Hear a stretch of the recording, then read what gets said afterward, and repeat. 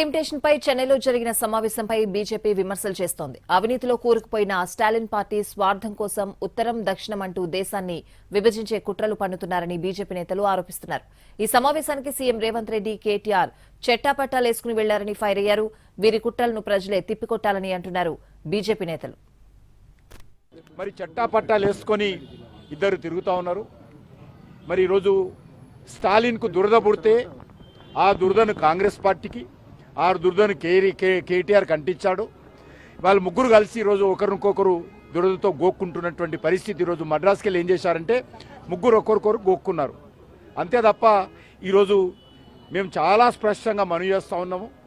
Parliament నియోజకవర్గాల సంఖ్య ఏ రకంగా పక్షపాతంతో ఉండదు.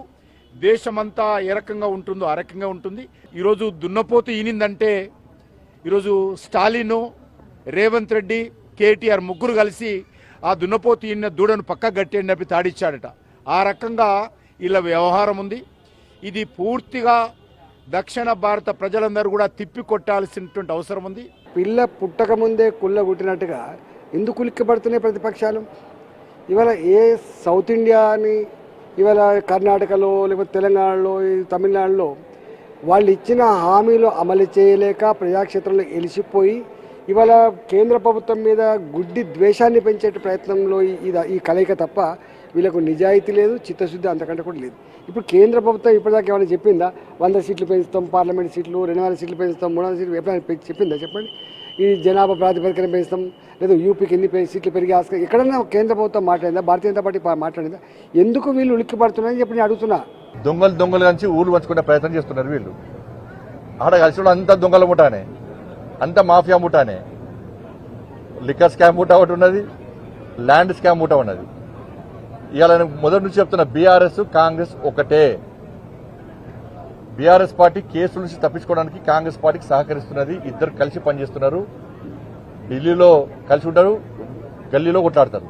అసలు డీలిమిటేషన్ సంబంధించి ఇంకా ప్రాసెస్ స్టార్ట్ కాలే.